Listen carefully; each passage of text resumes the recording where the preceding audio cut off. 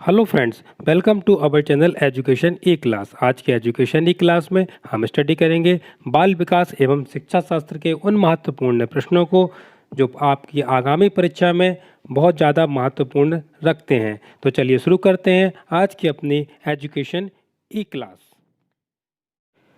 बाल विकास एवं शिक्षा शास्त्र के इस महत्वपूर्ण सेट में हम पूरे के पूरे 20 क्वेश्चंस का अध्ययन करेंगे। तो चलिए शुरू करते हैं अपना क्वेश्चन नंबर 1। निम्नलिखित में से किसे बाल मनोविज्ञान के अंतर्गत शामिल नहीं किया जा सकता है। यहाँ हम बात करेंगे नहीं किया जा सकता है, यह महत्वपूर्ण चीज़ है, इस पर आपको ध्यान देना होगा। यानी कि बाल कल्याण को बाल मनोविज्ञान में शामिल करेंगे या नहीं करेंगे, या फिर मनोविश्लेषण को, या मानसिक स्वास्थ्य को, या फिर शिक्षा शास्त्र को। तो हम यहाँ पर बाल मनोविज्ञान में बाल कल्याण को शामिल करेंगे, मनोविश्लेषण को भी शामिल करेंगे और मानसिक स्वास्थ्य को भी शामिल करेंगे। यानी बालक के कल्याण से जुड़ी बातें हैं वो हम बाल मनोविज्ञान में शामिल करेंगे। मनोविश्लेषण, बालक के मनोविश्लेषण की स्थिति को भी हम बाल मनोविज्ञान में शामिल करेंगे। मानसिक स्वास्थ्य, बालक के मानसिक स्वास्थ्य विज्ञान को भी शामिल करेंगे। अब केवल और केवल बचता है ऑप्शन नंबर डी, यानी कि शिक्षा दर्शन। शिक्षा दर्शन इसका आंसर होगा, क्योंकि शिक्षा दर्शन को बाल मनोविज्ञान के अंतर्गत शामिल नहीं किया जा सकता है ऑप्शन के अकॉर्डिंग। क्वेश्चन नंबर 2, बालकों के स्वभाव को समझने के लिए शिक्षक को निम्नलिखित में से किसका अध्ययन करना चाहिए। पॉइंट की बात समझते हैं। बालक के स्वभाव को समझने के लिए शिक्षकों को किसका अध्ययन करना चाहिए। 3 पॉइंट पे अपन बात करेंगे, बालक के स्वभाव को और शिक्षक को और अध्ययन को। तो देखिए, बालक के स्वभाव को समझने के लिए सामाजिक विज्ञान इतना आवश्यक नहीं है, प्राकृतिक विज्ञान इतना आवश्यकता नहीं है, भूगोल नहीं है। लेकिन यहाँ बात करें बाल विज्ञान की, तो देखिए बालक के स्वभाव को समझने के लिए शिक्षक को बाल विज्ञान का अध्ययन करना चाहिए। तो इसका आंसर आपका कहाँ पर होगा, ऑप्शन डी। क्वेश्चन नंबर 3, बाल मनोविज्ञान में अध्ययन किया जाता है। बाल मनोविज्ञान में अध्ययन किया जाता है बालक के जन्म से लेकर बाल्यावस्था तक, बालक के जन्म की पूर्व गर्भावस्था से लेकर किशोर अवस्था तक, या बालक के जन्म से लेकर प्रौढ़ अवस्था तक, या बालक के जन्म से लेकर युवा अवस्था तक।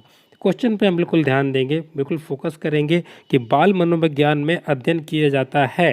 यानी पूरा जो बाल मनोविज्ञान होता है उसमें हम बालक का अध्ययन करते हैं। यानी कि बालक के जन्म से लेकर बाल्यावस्था तक। देखिए, यहाँ से विकास शुरू नहीं होता है, बालक का विकास गर्भ से ही शुरू हो जाता है। इसलिए हम यहाँ पर जो ध्यान देने योग्य बात होगी कि बालक के जन्म के पूर्व, यानी बालक के जन्म लेने से पूर्व गर्भ अवस्था में जब बालक होता है तभी उसका विकास होना स्टार्ट हो जाता है, चाहे उसका मानसिक विकास हो, चाहे उसका शारीरिक विकास हो। तो यहाँ हम यह कह सकते हैं कि बाल मनोविज्ञान के अध्ययन में बालक के जन्म से पूर्व गर्भावस्था से लेकर किशोर अवस्था तक पूरा अध्ययन किया जाएगा। तो इसका आंसर आपका हो जाएगा option number B. Question number 3 की ओर आगे हम जाएंगे। क्वेश्चन नंबर 4, निम्नलिखित में से किसे बाल मनोविज्ञान की उपयोगिता के अंतर्गत रखा जा सकता है। प्रश्न को समझेंगे, किसे बाल मनोविज्ञान उपयोगिता के अंतर्गत रखा जा सकता है। यानी माता पिता की आर्थिक प्रगति, ये तो बिल्कुल नहीं होगा। बालक की आर्थिक प्रगति में सहायक, ये भी बिल्कुल नहीं होगा। शिक्षक की आर्थिक प्रगति में सहायक, शिक्षक की आर्थिक प्रगति से बाल मनोविज्ञान का कोई मेल नहीं खाता है यहाँ पर। तो माता पिता की आर्थिक स्थिति से भी कोई मेल नहीं खाता है। बालक की आर्थिक प्रगति में सहायक, ये भी मेल नहीं होगा। तो इसका सीधा सा आपका आंसर निकल रहा है कि बालक के व्यक्तिगत विकास में सहायक, यानी बाल मनोविज्ञान की जो उपयोगिता होती है वह बालक के व्यक्तिगत विकास में सहायक होती है। क्वेश्चन नंबर 5, बालक के व्यवहार के अध्ययन की निम्नलिखित में से किस विधि में वास्तविक व्यवहार का निरीक्षण संभव नहीं है। बालक के व्यवहार के अध्ययन की निम्नलिखित में से किस विधि में वास्तविक व्यवहार का निरीक्षण संभव नहीं है। निरीक्षण विधि में, प्रश्नावली विधि में, प्रयोगात्मक विधि में, ये सभी विधि में। तो देखिए, बालक के व्यवहार के अध्ययन के लिए हमको निरीक्षण विधि भी, वास्तविक व्यवहार के लिए निरीक्षण विधि भी आवश्यक है और यहाँ पर प्रयोगात्मक विधि। तो इसका जो आंसर होगा वो होगा आपका आंसर प्रश्नावली विधि। यानी कि बालक के व्यवहार के अध्ययन की प्रश्नावली विधि में वास्तविक व्यवहार का निरीक्षण संभव नहीं है। क्वेश्चन नंबर 6, शिक्षा मनोविज्ञान के अध्ययन की अंतर्दर्शन विधि। बात को नोट करेंगे यहाँ, बिल्कुल पॉइंट को फोकस इसी पे करेंगे। शिक्षा मनोविज्ञान के अध्ययन की अंतर्दर्शन विधि में एक बार में अध्ययन हो सकता है, यानी अंतर्दर्शन का मीन्स होता है कि अंतर्दर्शन करना। इस विधि के अंदर हम केवल एक व्यक्ति का होगा या दो व्यक्तियों का होगा या कई व्यक्तियों का होगा या सभी व्यक्तियों का है, यानी कि अंतर्दर्शन विधि में केवल एक बार में एक व्यक्ति का ही अध्ययन हो सकता है। तो आपका आंसर होगा option number A. Question number 7, बुद्धि के इकाई सिद्धांत के प्रतिपादक हैं। बहुत इंपॉर्टेंट क्वेश्चन है ये और आसान प्रश्न भी। अगर आपने पढ़ा होगा अपने बीएड में तो आपको ये प्रश्न जरूर आता होगा। बुद्धि के इकाई सिद्धांत के प्रतिपादक हैं थॉर्नडाइक, जेबी वॉटसन, विलियम बुट या स्टर्न एवं जॉनसन। तो इसका आपका सीधा सा आंसर आपको लगा देना है। बिल्कुल सिंपल क्वेश्चन है, स्टर्न एवं जॉनसन। पेपर में आए तो सीधे यही कराना। क्वेश्चन नंबर 8, शिक्षा मनोविज्ञान के क्षेत्र में नहीं आता है। देखिए फिर से फोकस करना है यहाँ पर, नहीं आता है। शिक्षा मनोविज्ञान के क्षेत्र में बुद्धि मापन तो आता ही आता है, छात्र को अनुशासन ये बिल्कुल आता है, गिरते परीक्षण का परिणाम ये भी आता है। और बचा क्या आपका लास्ट ऑप्शन बचा है, कभी कभी ऑप्शन से भी सॉल्व कर लिया जाता है कि औद्योगिक अध्ययन शिक्षा मनोविज्ञान के क्षेत्र में नहीं आता है।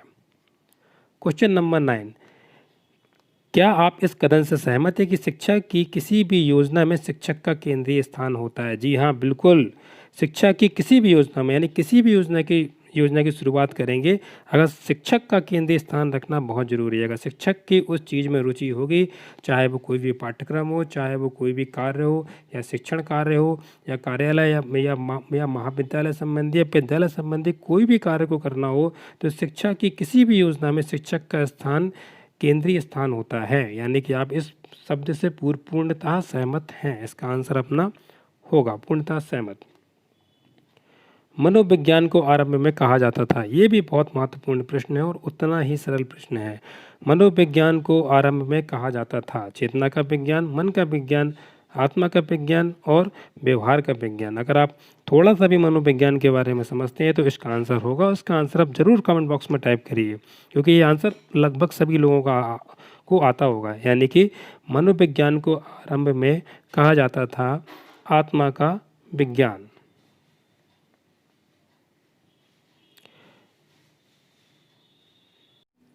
अगर आप चैनल पर पहली बार आए हैं या फिर अभी तक आपने हमारे चैनल को सब्सक्राइब नहीं किया हुआ है तो आप हमारे चैनल को सब्सक्राइब करें, बेल आइकन पर क्लिक करें, जिससे जब भी हम कोई नया वीडियो बनाएं उसका सबसे पहला नोटिफिकेशन आप तक पहुंचे।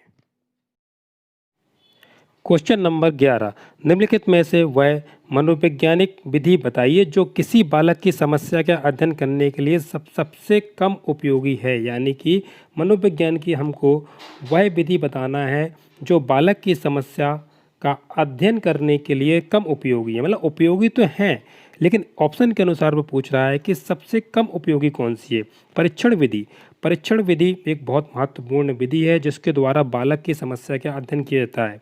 केस स्टडी में किसी कोई बालक की समस्या होती है तो उस बालक की समस्या के समाधान के लिए एक उसकी स्टडी की जाती है। उसके आधार पर ये केस स्टडी पूरी बनाई जाती है, जिसमें बालक की समस्याएं, आर्थिक समस्याएं, पारिवारिक समस्याएं, सभी समस्याओं का उसमें अध्ययन किया जाता है। उसके परिणाम स्वरूप जो रिपोर्ट होती है उसको हम केस स्टडी विधि कहते हैं। तो यानी कि ये तो बहुत प्रधान विधि है, यानी कि बालक की समस्या के लिए केस स्टडी विधि बहुत महत्वपूर्ण है।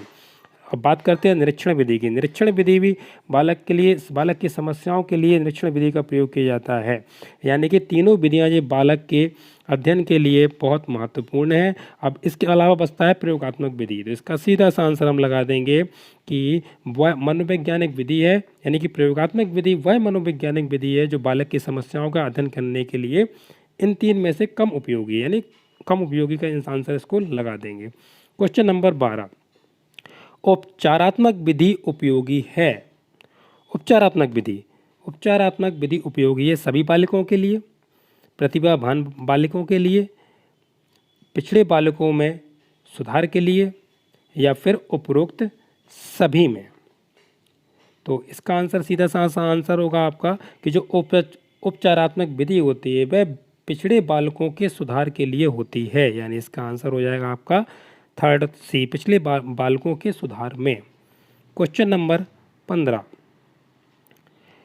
कथन आता है वो बहुत महत्वपूर्ण है। शिक्षा से मेरा अभिप्राय बालक एवं मनुष्य के शरीर, मस्तिष्क एवं आत्मा के सर्वोत्तम अंश की अभिव्यक्ति है। शिक्षा से मेरा अभिप्राय यानी शिक्षा का मतलब, शिक्षा का मीन्स बालक एवं मनुष्य के शारीरिक, मानसिक एवं आत्मा के सर्वोत्तम अंश की अभिव्यक्ति है। यह किसने कहा था? महात्मा गांधी ने, राधा कृष्णन ने, स्वामी विवेकानंद ने या फिर प्लेटो ने? तो ये कथन है महात्मा गांधी जी का। Question number 14 JB. वॉटसन ने मनोविज्ञान के किस संप्रदाय को प्रतिपादित किया? प्रयोजन विधि, गेस्टल्ट विधि, व्यवहारिक विधि या संरचनात्मक विधि? तो इसका सीधा सा आंसर होगा कि जे.बी. वॉटसन ने व्यवहारवादी मनोविज्ञान के किस संप्रदाय में यानी व्यवहारवादी संप्रदाय को प्रतिपादित किया। क्वेश्चन नंबर 15 महत्वपूर्ण प्रश्न। मनोविज्ञान की प्रथम प्रयोगशाला स्थापित हुई 1980 जर्मनी, 1930 फ्रांस, 1879 जनवरी या 1890 में स्वीडन में? तो इसका सीधा सा आंसर होगा कि मनोविज्ञान की प्रथम प्रयोगशाला 1879 को जर्मनी में स्थापित हुई। तो इसका आंसर आप लगा देंगे 1879। क्वेश्चन नंबर 16 प्रबलन सिद्धांत के प्रतिपादक थे? सीधा ही क्वेश्चन पूछ लेंगे आपको, तो इसको याद करना है सीधा। प्रबलन सिद्धांत के प्रतिपादक थे, इसका आंसर होगा सीधा सा आपका स्किनर। क्वेश्चन नंबर 17 किस विधि में उद्दीपन अनुक्रिया के मध्य होने वाले संबंधों का अध्ययन किया जाता है? किस विधि में उद्दीपन अनुक्रिया के मध्य होने वाले का अध्ययन किया जाता है? प्रश्नावली विधि में, प्रयोगात्मक विधि में, सांख्यिकी विधि में या मनोभौतिकी विधि में? तो इसका सीधा सा आंसर होगा आपका मनोभौतिकी विधि में। क्वेश्चन नंबर 18 मनोविज्ञान के किस संप्रदाय की स्थापना विश्वविद्यालय में न होकर नैदानिक परिसर में हुई थी? प्रकारवाद, व्यवहारवाद, प्रयोजनवाद, मनोविश्लेषणवाद? तो इसका सीधा सा आंसर होगा आपका मनोविश्लेषणवाद। क्वेश्चन नंबर 19 अंतर्दर्शन की अधिकता पाई जाती है? अंतर्दर्शन की अधिकता पाई जाती है, इसका सीधा सा आंसर होगा वृद्धों में। क्वेश्चन नंबर 20 शिक्षा मनोविज्ञान एक शाखा है? शिक्षा की, मनोविज्ञान की, संख्या शास्त्र की या मानव शास्त्र की? यानी शिक्षा मनोविज्ञान की एक शाखा है या एक ब्रांच? सीधा सीधा कह लेंगे कि शिक्षा मनोविज्ञान की एक शाखा है। अगर आपको हमारे वीडियोस अच्छे लगते हैं, हमारे क्वेश्चन अच्छे लग रहे हैं और आप आगे भी हमारे क्वेश्चंस को देखना चाह रहे हैं तो हमारे चैनल को जरूर सब्सक्राइब करें, वीडियोस को लाइक करें, शेयर करें।